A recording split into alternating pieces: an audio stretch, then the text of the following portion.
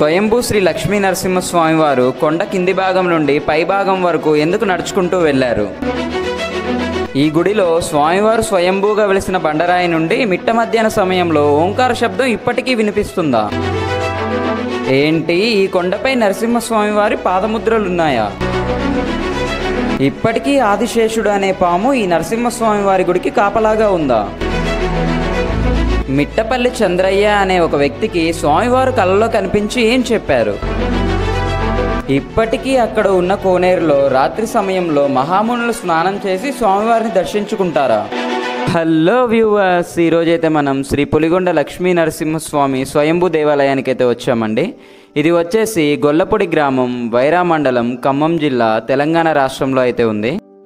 So మనమైతే ఇక్కడ ఆలయంలోకి ఎంటర్ అవ్వగానే ఇక్కడ మనకైతే ఆలయానికి రక్షణగా శ్రీ అభయాంజనేయ స్వామివారి విగ్రహం అయితే కనిపిస్తుందండి. సో నాతో పాటు ఒకసారి పైకి వచ్చేసి, సో ఇది స్వామివారి విగ్రహం అండి, అభయాంజనేయ స్వామివారు. సో ఆలయానికి రక్షణగా ఉంటారనమాట ఈ అభయాంజనేయ స్వామివారు. ఇక్కడ పులి చూపించి ఒకసారి స్వామివారిని.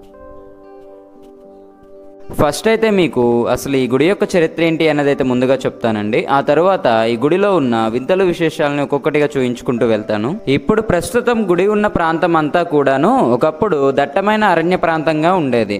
ఆ అరణ్య ప్రాంతంలో ఒక గుట్టపై తూర్పు ఆగ్నేయ మూలగా స్వామివారు స్వయంభూగా వెలిసి దేవతలు మహారుషులచే అర్చనలు అందుకుంటూ ఉండేవారు. శ్రీ పులిగొండ లక్ష్మీ నరసింహస్వామి వారు సుమారు 400 ఏళ్ల క్రితం మిట్టపల్లి చంద్రయ్య పాలడుగు గ్రామానికి చెందిన ఒక వ్యక్తికి కలలో కనిపించి, నేను పులిగుట్టనందు దిగువ నుండి పై భాగం వరకు వెలిసి ఉన్నాను, అంటే కింద భాగం నుండి పై భాగం వరకు కూడా నేను వెలిసి ఉన్నాను. ప్రజలంతా కూడాను నన్ను దర్శించుకొని నిత్యము నాకు ధూపదీప నైవేద్యాలతో పూజలు జరిగేలా చూడమని చెప్పేసి చంద్రయ్యకు చెప్పారంట. అప్పుడు చంద్రయ్య, ఆ అరణ్యంలో కొండపై పులి ఉంది కదా స్వామి, భక్తులు మీ వద్దకు రావడానికి భయపడతారు కదా అని చెప్పి అడగగా, లేదు చంద్రయ్య, ఆ పులి నా మహిమతో చనిపోయింది, మీకు భయం లేదు అని తెలపగా, అప్పుడు చంద్రయ్య మరియు ఇంకొంతమంది గ్రామస్తులు పులికుట్టపైకి వెళ్ళి చూడగా స్వామివారు ఒక పెద్ద బండరాయిపై స్వయంభూగా వెలిసి కనిపించారంట. అప్పుడు గ్రామ ప్రజలంతా కూడాను కలిసి ఒక శుభముహూర్తాన స్వామివారికి ఆలయాన్ని నిర్మించి నిత్యము ధూపదీప నైవేద్యాలతో అర్చకులు పూజలు చేసేలా చూసుకున్నారంట. అప్పట్లో అక్కడ అర్చన చేసే అర్చకులకి నిత్యము ఆదిశేషుడు అనే ఒక సర్పం కనిపిస్తూ ఉండేదంట.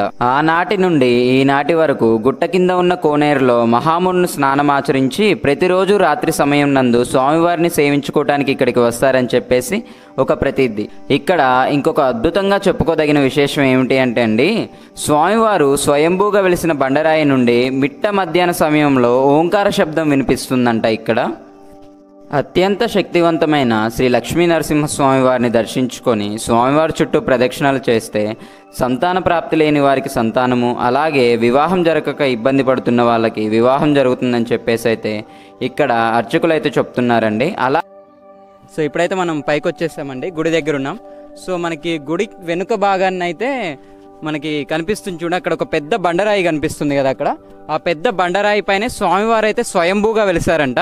స్వామివారి విగ్రహ రూపం మాత్రం ఇక్కడ మీకు మెయిన్ గోపురం కనిపిస్తుంది కదండి, ఈ గోపురం లోపల ఉంటుంది. సో మిగతా రాయి అయితే ఇక్కడ వెనుక భాగంలో మనకి ఇలా ఫెన్సింగ్ వేసి కనిపిస్తుంది చూడండి. సో ఇక్కడ మీకు కనిపిస్తుంది కదా, ఈ పెద్ద బండరాయి పైనే స్వామివారు అయితే స్వయంభూగా వెలిసారంట.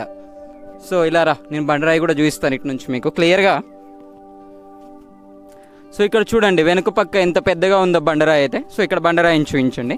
స్వామివారు స్వయంభూగా వెలిసిన బండరాయి అయితే ఇదే అండి. సో ఇక్కడ మనం లోపలికి కూడా వెళ్దాము. ఇక్కడ మనం గేట్ తీసుకొని ఇక్కడ లోపలికి కూడా వెళ్ళొచ్చు ఇక్కడ మనం. సో చూడండి ఎంత పెద్దగా ఉందో బండరాయి. ఈ బండరాయికి అటువైపుగా స్వామివారి విగ్రహ రూపం అయితే ఉంటుంది. సో భక్తులు వస్తే ఆ విగ్రహ రూపాన్ని అటు నుంచి దర్శించుకోవాల్సి ఉంటుంది. సో మనం గుడి వెనక వైపుగా నడుచుకుంటూ వెళ్ళామంటే ఇక్కడ రాళ్ళు చూడండి, ఒక రాయి మీద ఇంకొక రాయి పెట్టి కనిపిస్తున్నాయి కదండి. ఎవరైనా వ్యాపారం కానీ, కొత్తగా ఇల్లు కట్టుకునే వాళ్ళు కానీ, లేదంటే ఇంకా ఇతర కారణాలు, అంటే నూతనంగా ఏదన్నా పని స్టార్ట్ చేసే వాళ్ళు అయితే ఇట్లా ఒక రాయి మీద ఒక రాయి ఇక్కడికి వచ్చి ఇలా పెడుతుంటారు. ఇలా రాయి పెట్టడం వలన, ఇలా రాళ్ళు పెట్టడం వలన వాళ్ళకి ఏ అవిఘ్నం కూడా లేకుండా వాళ్ళ పని నెరవేరుతుందని చెప్పేసి ఇక్కడికి వచ్చిన భక్తులు అయితే నమ్ముతుంటారండి. సో ఇక్కడ రా ఒకసారి. సో ఇక్కడ చూడండి స్వామివారి పాదం అని చెప్పి రాసేస్తుంది చూడండి ఇక్కడ. సో ఇక్కడైతే స్వామివారి పాదం ఉందండి. సో ఇక్కడ మీకు కనిపిస్తుంది కదా ఇక్కడ పెద్దగా, ఇక్కడ చూపించు ఒకసారి. ఇదైతే స్వామివారి పాదం అనమాట.